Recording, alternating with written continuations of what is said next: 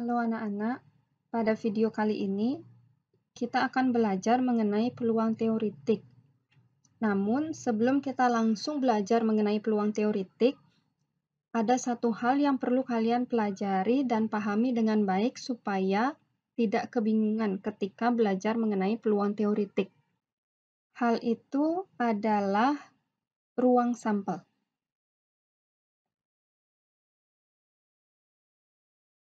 Ruang sampel itu adalah seluruh kemungkinan hasil yang muncul dari suatu kejadian atau percobaan. Apa sih sebenarnya ini? Jadi kita bisa langsung saja ke contoh. Ketika kita menentukan ruang sampel, pelemparan satu buah koin itu sama saja artinya dengan ketika kita melemparkan satu buah koin, maka sisi koin yang mungkin muncul itu apa aja. Jadi ketika kita lempar koinnya, bisa jadi yang muncul itu berupa angka, atau bisa jadi juga muncul gambar. Maka dari itu, kita bisa menyebutkan atau menuliskan bahwa ruang sampel dari pelemparan satu buah koin adalah angka dan gambar. Dengan demikian, banyak anggota dari ruang sampel ketika yang dilempar adalah satu buah koin atau disimbolkan dengan NS sama dengan 2.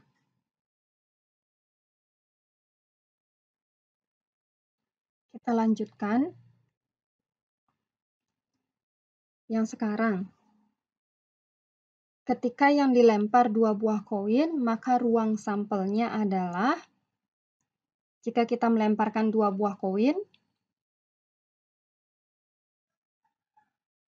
maka kemungkinan hasil yang bisa kita peroleh itu bisa jadi angka dan gambar, atau gambar dan gambar, gambar dan angka, setelah itu angka dan angka. Apakah ada kemungkinan lain selain 4 hasil yang sudah disebutkan? Sepertinya sudah lengkap ya. Jadi ketika kita rangkum hasil yang kita peroleh dalam bentuk tabel, maka kita akan memperoleh bahwa ruang sampel dari pelemparan 2 buah koin itu bisa kita simbolkan dengan AA yang berarti angka-angka, AG yang berarti angka gambar, GA yang berarti gambar angka, dan GG yang berarti gambar-gambar. Maka dari itu, banyak anggota ruang sampel yang kita simbolkan dengan NS adalah 4. AA, AG, GA, dan GG.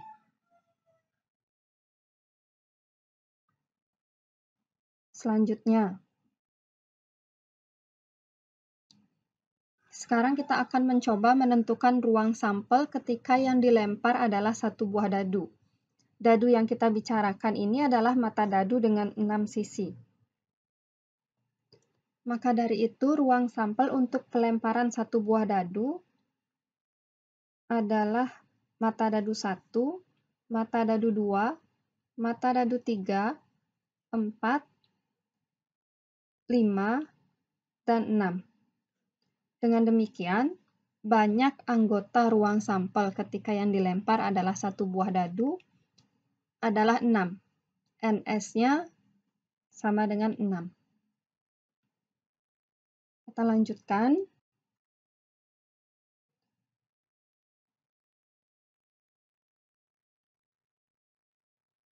Ruang sampel untuk pelemparan 2 buah dadu. Ketika kita melemparkan 2 buah dadu,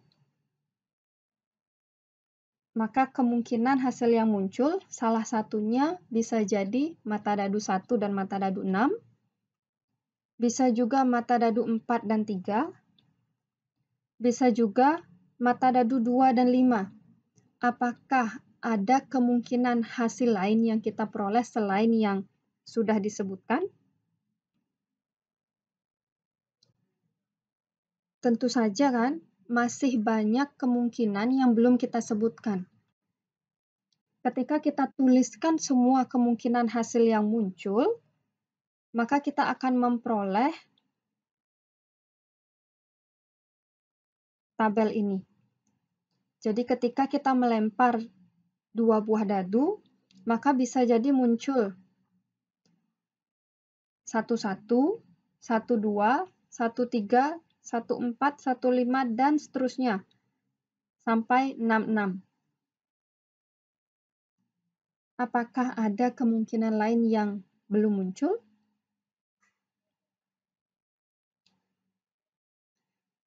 Kita rasa sudah lengkap ya.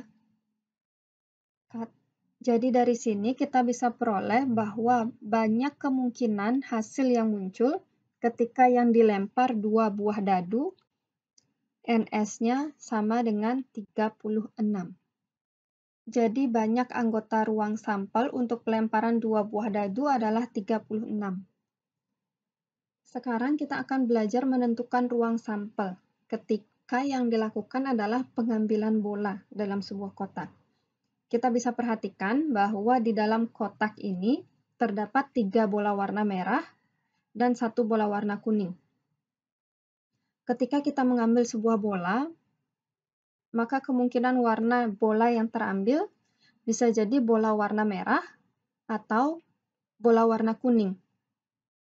Misal, ketika yang terambil pertama adalah bola warna merah, pada pengambilan kedua, bola warna apakah yang mungkin kita ambil? Tentu bisa jadi bola warna merah lagi, karena masih ada 2 bola warna merah yang tersisa di dalam kotak, dan 1 bola warna kuning. Maka dari itu, dari sini bisa kita ketahui bahwa ruang sampel untuk pengambilan bola yang ada di dalam kotak ini adalah 3 bola warna merah dan 1 bola warna kuning. Setelah kamu memahami dengan baik mengenai ruang sampel, maka kita bisa lanjut belajar mengenai peluang teoretik. Peluang teoretik adalah rasio antara frekuensi kejadian yang diharapkan terhadap seluruh kejadian yang mungkin. Rumusnya adalah PA sama dengan NA per NS. Dengan NA adalah banyak titik sampel kejadian A, dan NS adalah banyak anggota dari ruang sampel. Maka peluang terjadinya kejadian A itu akan sama dengan banyak titik sampel kejadian A dibagi dengan banyak ruang sampel.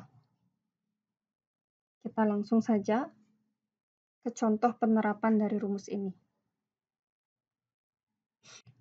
Kita perhatikan dulu soalnya. Di soal disebutkan sebuah dadu digelindingkan sekali. Berapakah peluang kejadian A muncul mata dadu ganjil dan B muncul mata dadu kelipatan 2? Maka hal pertama yang harus kamu tentukan dengan baik adalah ruang sampel dari pelemparan sebuah dadu. Ruang sampel dari pelemparan sebuah dadu itu adalah 1, 2, 3, 4, 5, dan 6. Setelah kita menentukan ruang sampel, maka dari sini kita bisa tahu bahwa muncul mata dadu ganjil dari 1, 2, 3, 4, 5, 6, yang bilangan ganjil adalah 1, 3, 5. Dari sini kita tahu bahwa NA, peluang terjadinya kejadian A, dengan kejadian A itu artinya muncul mata dadu ganjil, banyaknya ada 3. 1, 3, 5. Dan NS-nya banyak anggota ruang sampelnya ada 6. 1, 2, 3, 4, 5, dan 6. Dengan demikian, peluang terjadinya kejadian A, NA per NS, 3 per 6. Dari sini tinggal kita sederhanakan 3 dan 6. Sama-sama bisa dibagi 3. 3 bagi 3 itu jawabannya 1. 6 bagi 3, 2. Maka peluang terjadinya kejadian A, yang artinya muncul mata dadu ganjil, adalah 1/2. Selanjutnya, untuk yang B, muncul mata dadu kelipatan 2. 1, 2, 3, 4, 5, 6. Kita tulis ruang sampelnya dulu. Kita tentukan mata dadu kelipatan 2. Yang kelipatan 2 itu ada 2.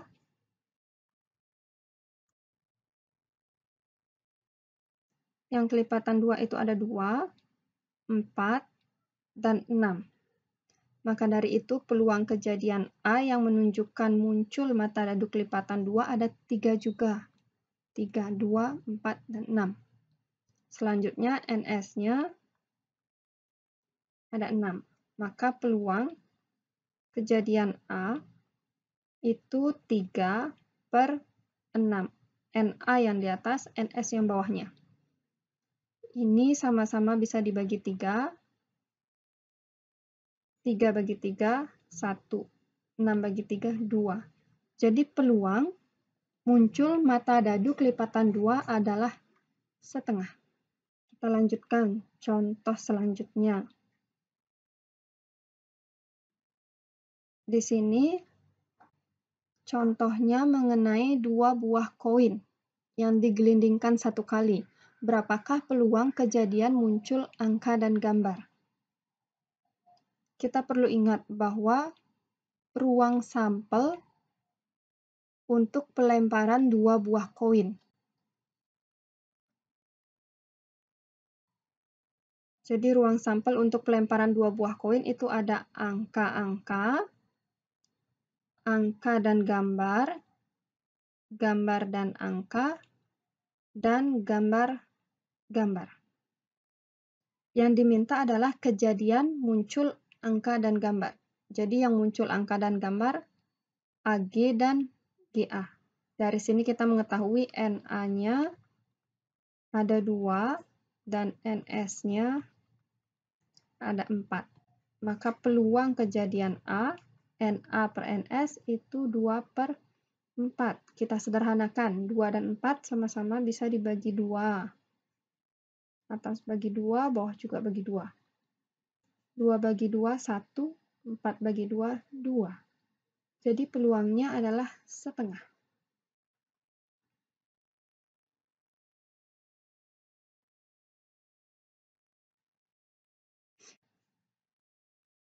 Selanjutnya, contoh soal ini berkaitan dengan penggelindingan 2 buah dadu. Jadi ruang sampel yang perlu diketahui adalah ruang sampel pelemparan 2 buah dadu, seperti yang ada di tabel ini. Yang diminta adalah peluang kejadian muncul mata dadu berjumlah 8.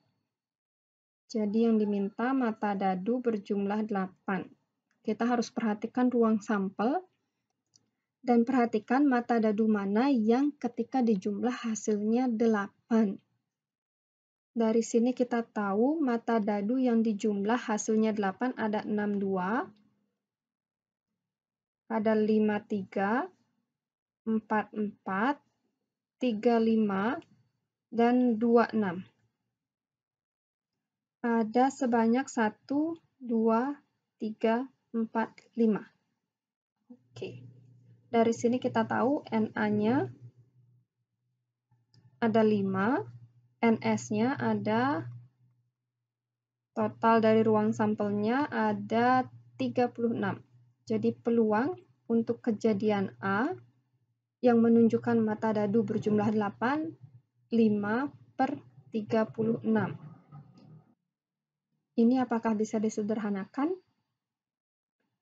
Jawabannya tidak. Jadi sampai di sini selesai.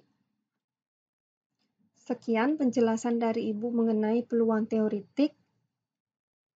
Ibu harap kamu bisa belajar dengan baik dan mengerti apa yang dijelaskan. Terima kasih.